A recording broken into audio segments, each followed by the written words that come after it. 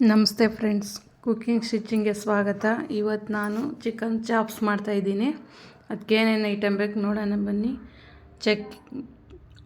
ಕೊತ್ತಂಬರಿ ಸೊಪ್ಪು, ಈರುಳ್ಳಿ, ಬೆಳ್ಳುಳ್ಳಿ, ಶುಂಠಿ, ಪುದೀನ, ಹಸಿಮೆಣಸಿನ್ಕಾಯಿ,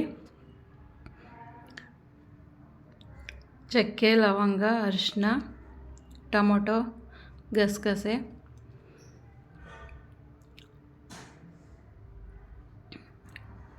ಸ್ವಲ್ಪ ಕೊಬ್ಬರಿ ಮತ್ತು ಕಡಲೆ ಇಷ್ಟು ತಗೊಂಡಿದ್ದೀನಿ. ಈರುಳ್ಳಿ, ಬೆಳ್ಳುಳ್ಳಿ ಇದು ಒಗ್ಗರಣೆಗೆ. ಫಸ್ಟ್ ನಾವು ಪಾತ್ರೆ ಇಟ್ಕೊಂಡು ಪಾತ್ರೆಗೆ ಸ್ವಲ್ಪ ಎಣ್ಣೆ ಹಾಕೊಳ್ಳೋಣ. ಇವಾಗ ಚಕ್ಕೆ, ಲವಂಗ, ಮೆಣಸು ಇಷ್ಟು ಹಾಕೊಳ್ಳಿ.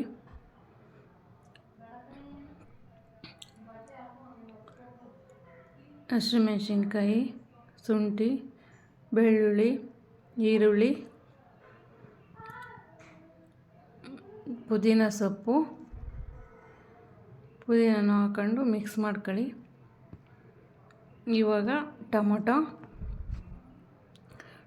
ಹಾಕಿ ಒಂದು ಸ್ವಲ್ಪ ಉಪ್ಪು ಹಾಕಿ ಫ್ರೈ ಮಾಡಿ ಸಾಫ್ಟ್ ಆಗೋವರೆಗೂ.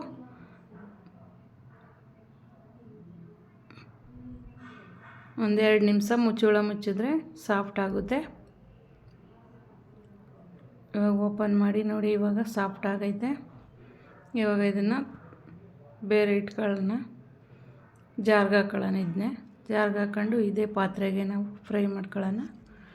ಇವಾಗ ಇದಕ್ಕೆ ಗಸಗಸೆ, ಕಡಲೆ, ಕೊಬ್ಬರಿ ಇಷ್ಟನ್ನು ಹಾಕ್ಕೊಂಡು ಚೆನ್ನಾಗಿ ಮಸಾಲೆ ರುಬ್ಕೊಳ್ಳೋಣ. ಅದಕ್ಕೆ ಕೊತ್ತಂಬರಿ ಸೊಪ್ಪು ಹಾಕಿ ಮಸಾಲೆ ರುಬ್ಕೊಂಡಿದ್ದೀನಿ. ಇವಾಗ ಪಾತ್ರೆಗೆ ಎಣ್ಣೆ ಹಾಕಿ ಜಜ್ಜಿಟ್ಕೊಂಡಿರೋ ಈರುಳ್ಳಿ, ಬೆಳ್ಳುಳ್ಳಿ, ಚಿಕನ್ನು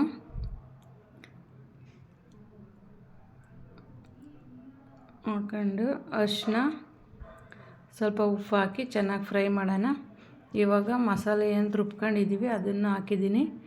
ಹಾಕಿ ಚೆನ್ನಾಗಿ ಮಿಕ್ಸ್ ಮಾಡಿ ನಮಗೆ ಯಾವುದಕ್ಕೆ ಬೇಕೋ ಅದಕ್ಕೆ ನೀರು ಹಾಕೊಳ್ಳೋಣ.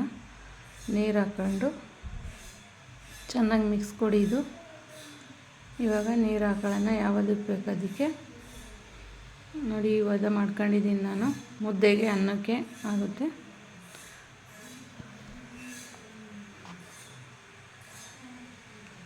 ಇದು 6ರಿಂದ 7 ನಿಮಿಷ ಬೇಯಿಸಿ ನೋಡಿ. ಇವಾಗ ರೆಡಿ ಆಯಿತು ಚಾಪ್ಸು. Thank you friends.